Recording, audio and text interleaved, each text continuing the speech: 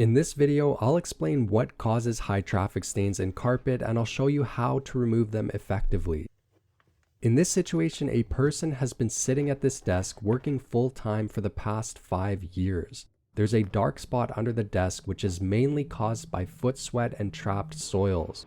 As our feet sweat, the eccrine sweat glands on the soles of our feet produce small amounts of fatty acids which gradually build up and harden over the carpet fibers. Think of fatty acids like an oily type substance. Over time, these oils attract dirt and harden, making it nearly impossible to remove using traditional cleaning methods.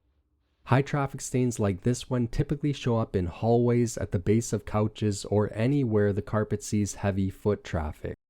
In this video, I'll walk you through the 2 steps required for removing this kind of stain.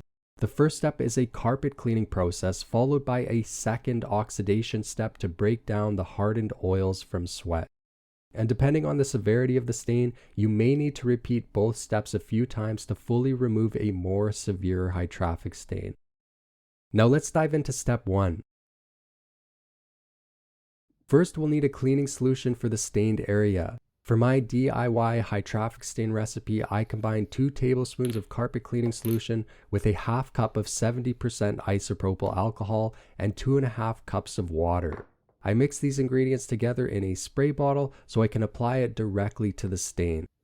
But before applying the cleaning solution, it's crucial to thoroughly vacuum the affected area. Always remove the dry soils first to prevent pushing dirt deeper into the fibers when the carpet gets wet.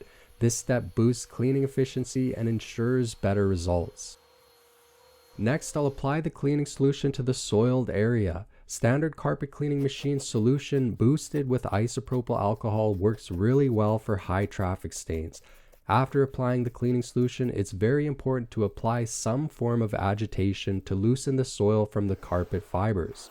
You can do this with a soft bristled brush, either by hand or for more power with a low RPM electric screwdriver to help lift the soil from the fibers. Next, I'll use a carpet spot cleaning machine with the solution tank filled with just water to extract the dirt and rinse out the cleaning agent from the carpet. With this particular cleaning solution, there's no need to allow for a dwell time. In fact, it's best to apply, agitate, then extract right away. If you let it sit too long, the isopropyl alcohol will evaporate, which will reduce the cleaning power of the solution. That's step 1 complete.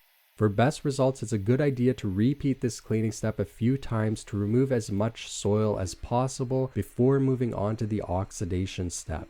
Here's the dirty water from the spot cleaning machine after just 1 round of cleaning. As you can see, it's quite dirty, so I'm going to want to apply the cleaning solution again and repeat the cleaning process until the water runs much clearer. So here's what the carpet looks like after 2 rounds of cleaning. We can see that there are still a lot of soils trapped in the carpet. The soils that you see here are trapped in layers of hardened oil from sweat. Since the oil has hardened over several years, it cannot be broken down with traditional cleaning methods. So that's why our next step is to use an oxidation reaction to break them down. For step 2, we'll be using 6% hydrogen peroxide, an oxidizing agent, to tackle any remaining stain. There are several different types of hydrogen peroxide you can use: salon grade, food grade, or just standard 6% hydrogen peroxide. I'll post a couple links to product recommendations in the video description. Before applying the hydrogen peroxide, I'll check the dampness of the carpet after the cleaning step. Some spot cleaning machines have stronger suction than others, so if your machine leaves the carpet too wet, I recommend blotting the area with a towel to soak up any excess moisture. The machine I'm using has really good suction, so the towel here absorbs very little water. Before applying hydrogen peroxide, I recommend closing the blinds as we want to minimize direct UV light exposure when using hydrogen peroxide on carpet.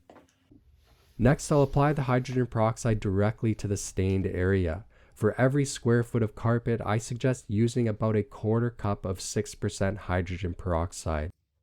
It's also important to wear gloves when applying hydrogen peroxide and avoid walking on the carpet afterward, as it can irritate the skin. Once the hydrogen peroxide has fully dried, it's safe to walk on the carpet as the hydrogen peroxide will have completely evaporated. After applying, gently brush the area with a soft bristled brush to ensure the peroxide evenly coats the carpet fibers. Now allow the carpet to completely dry.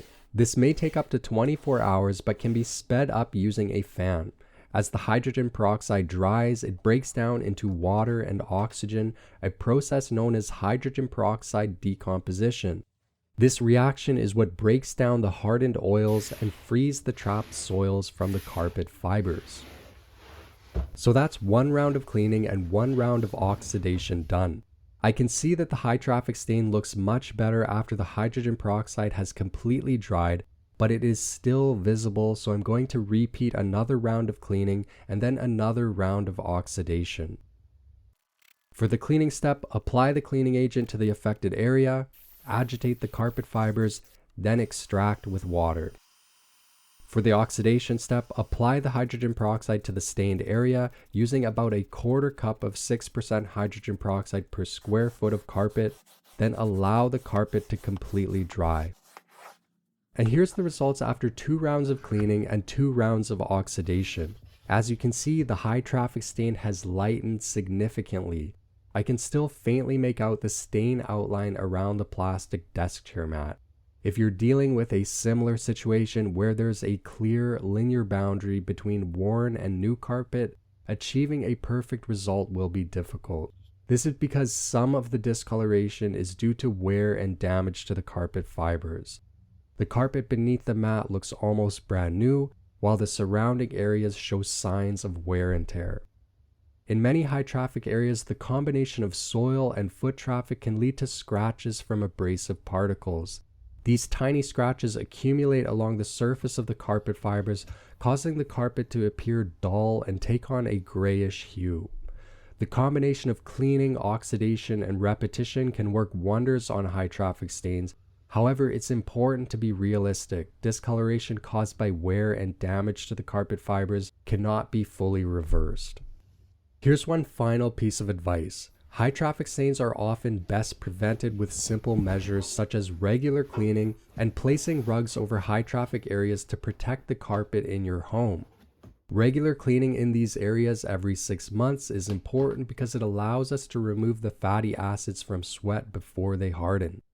And rugs are a great idea because this way the dirt and sweat deposits accumulate on the rug, which can easily be replaced rather than wearing down the carpet in your home.